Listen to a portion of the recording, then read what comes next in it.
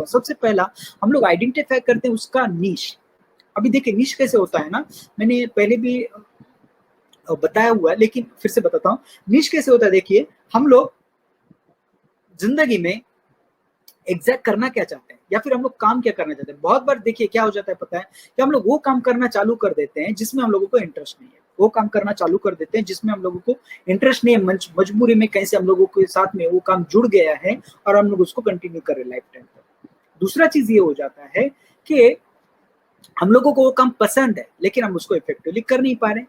ऐसे बहुत सारे केसेस थे, लेकिन मैं यहाँ पे आपको आपका जो ये जो नीश जो है कैसे फाइंड आउट करना है वो चीज नहीं सिखा रहा हूँ। मैं आपको सिखाऊंगा कि आपको जो भी चीजें पता है या फिर जो भी चीज आप करना चाहते हैं उसमें से आप आपका निश कैसे फाइंड आउट करेंगे, मैं आपको वो सिखाने वाला। Because that is more important if you know, because see when we start thinking कि मेरा निश क्या है, मैं क्या करना चाहता हूँ जिंदगी में, ऐसे केस में आपको एन नंबर ऑफ ऑप्शन सामने दिखना चालू हो जाता है। नहीं मैं तो ये भी कर सकता हूँ, मैं तो वो भी कर सकता हूँ, मुझे तो ये भी आता है। मुझे एग्जांपल देता हूँ मैं आपको, पकड़ के चलिए कि आप टीचर हो, सॉरी अभी आप टीचर नहीं हो, आप टीचर बनना चाहते हो। फॉर एग्जांपल आप टीचर बनना चाहते हो, ऐसे केस में आप सोचना चालू कर देते हो कि चलो मैंने तो इंजीनियरिंग करा हुआ है और मैं साइंस तो पढ़ा ही सकता हूँ, मैथ्स तो पढ़ा ही सकता हूँ, इसके अलावा मैं इंजीनियरिंग के सब्जेक्ट भी पढ़ा सकता हूँ और लोअर लेवल के तो सारे बच्चों को पढ़ा सकता हूँ, मैं थ्योरी भी ऑटोमेटिकली करा सकता हूँ। क्योंकि इंजीनियर लोगों का जो क्वालिटी होता है ना, वो एक क्वालिटी होता है कि वो अपने एकेडमिक में एवरी सेमेस्टर में इतने अलग अलग बुक पढ़ लेते हैं ना कि वो कोई भी बुक पढ़ के आराम से सिखा सकते हैं।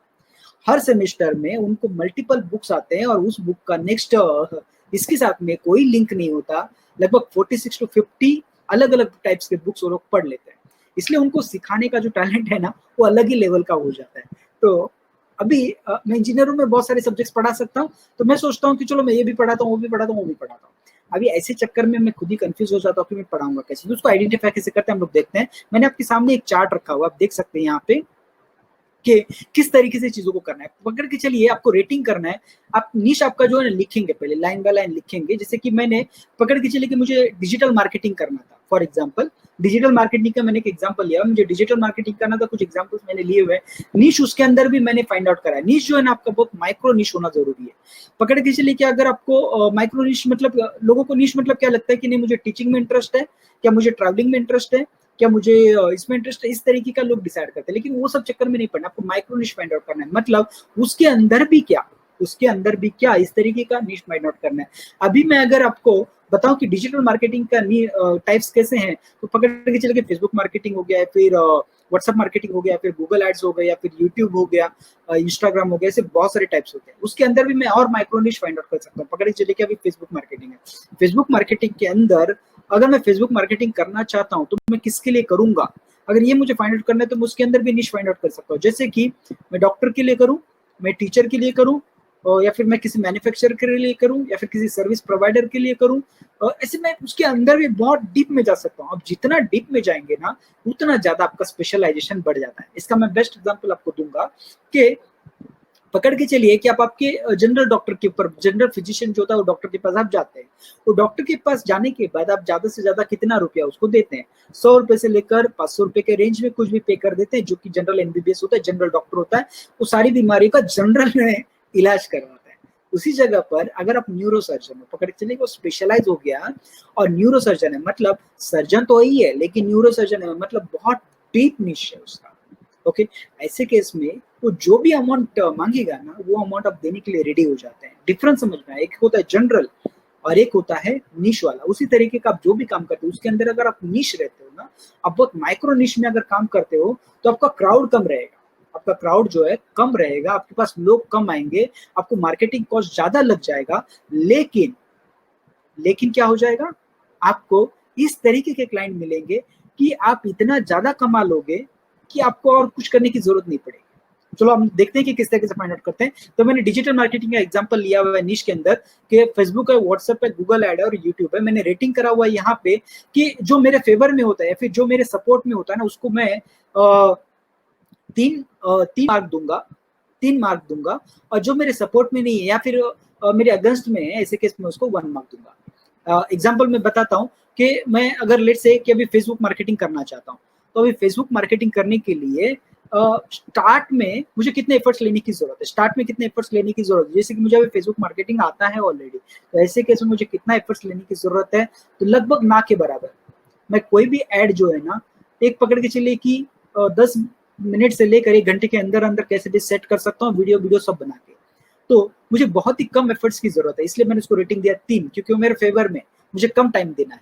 दूसरा है कस्टमर सपोर्ट। फेसबुक मार्केटिंग अगर मैं किसी लोगों को करवा के देता हूँ, तो ऐसे केस में मुझे कस्टमर सपोर्ट की कितनी जरूरत पड़ेगी? कोई जरूरत नहीं है कस्टमर सपोर्ट की, क्योंकि लीड जनरेट करके देना, लीड उनको मैं डायरेक्ट भिजवा दूंगा एक्सेल पे के ऊपर, तो मुझे कोई कस्टमर सपोर्ट की जरूरत ही नहीं है, इसलिए मैंने उसको रेटिंग दिया है 3। तीसरा, अगर हम लोग अर्निंग पर्सपेक्टिव के हिसाब से अगर देखें, तो फेसबुक मार्केटिंग अगर मैं किसी को देता हूँ, मतलब एज ए डिजिटल मार्केटिंग में उनको लीड जनरेट करके देता हूँ, तो उनको मैं कितना चार्ज कर सकता हूँ? बहुत अच्छा खासा चार्ज कर सकता हूँ, बहुत अच्छा खासा चार्ज कर सकता हूँ, क्योंकि मार्केट रेट तो है ही है, उसके अलावा इसका बहुत ज्यादा डिमांड है, अभी की जरूरत है, इसलिए बहुत अच्छा खासा चार्ज कर सकता हूँ। ये भी मेरे फेवर में, इसलिए मैं उसको दिया हूँ 3 का रेटिंग। तीसरा, एक्सपेंस, कितना खर्चा लग जाता है। अगर मुझे किसी के लिए फेसबुक मार्केटिंग करना है, तो मेरा पर्सनल खर्चा कितना लग जाएगा? कुछ नहीं लगेगा, ओके, लेकिन कुछ नहीं लगेगा, लेकिन उनका जो कॉस्टिंग है, जो मार्केटिंग करना चाहते हैं, उनका कॉस्टिंग ज्यादा लग जाएगा, क्योंकि फेसबुक मार्केटिंग में खर्चा थोड़ा लग जाता है। तो अगर खर्चा लग जाएगा, तो ऐसे केस में मैंने उसका रेटिंग दिया है कम, क्योंकि वो हमारे फेवर में नहीं है, मेरे और कस्टमर के फेवर में नहीं है, इसलिए उसका रेटिंग मैंने करवा दिया है 1, मतलब कम करवा दिया। टोटल आप देख सकते हैं कि 10 हो चुका है। अभी दूसरा एग्जाम्पल मैं देता हूँ यूट्यूब का। यूट्यूब में स्टार्ट करना है मुझे, अभी यूट्यूब अगर मुझे स्टार्ट करना है, मुझे आता है यूट्यूब किस तरीके से करना है, ओके, आता है, लेकिन मुझे भी चालू करना है। तो चालू करने के लिए सबसे पहला मुझे सोचने की जरूरत है कि मैं अभी कौन से टॉपिक के ऊपर वीडियो बनाऊं।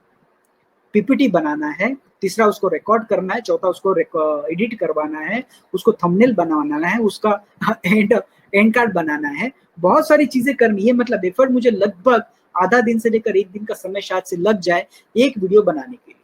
तो अगर मुझे इतना समय लगने वाला है उसके पीछे, तो ये मेरे फेवर में नहीं है, इसलिए मैंने उसको रेटिंग दिया 1।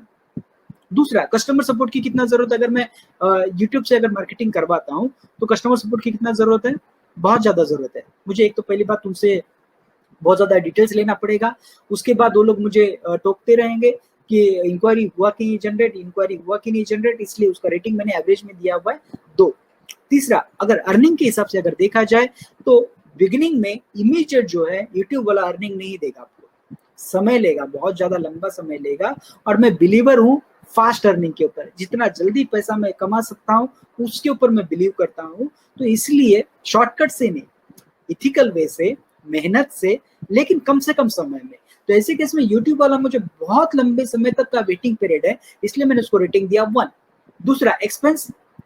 यूट्यूब का चीज बनाने के लिए ना आपको कोई भी एक्सपेंस की जरूरत नहीं, सारी चीजें फ्री में अवेलेबल है, फ्री में बना सकते हैं, इसलिए उसका रेटिंग दिया 3, क्योंकि वो मेरे फेवर में इसलिए क्योंकि उसमें एक्सपेंस ही नहीं है। तो अगर 3 दे रहा हूँ, तो टोटल हो रहा है 7। इसी तरीके से व्हाट्सएप और गूगल का भी मैंने कैलकुलेट करा हुआ है। आप देख सकते हैं कि सबका जो एडिंग हो रहा है ना, तो सबसे ज्यादा जो है फेसबुक का, सबसे ज्यादा है फेसबुक का। इसलिए यहाँ पे मैं मेरा निश फाइंड आउट कर सकता हूँ। अगर मैं रेटिंग देना चाहता हूँ कि मैं क्या काम चालू करूँ, तो मैं सबसे पहला चालू करूंगा फेसबुक मार्केटिंग। कौन सा डिजिटल मार्केटिंग में चालू करूंगा? फेसबुक। उसके पीछे रीजन क्या है? क्योंकि उसको टोटल है 10। तो इस तरीके से आप लोग भी जो है आपका निश फाइंड आउट कर सकते हैं इस रेटिंग के हिसाब से, कि आपको कौन सा निश फाइंड आउट करना है, फिर कौन सा निश आपका है जिसको आपको चालू करना है। आप प्रायोरिटी डिसाइड कर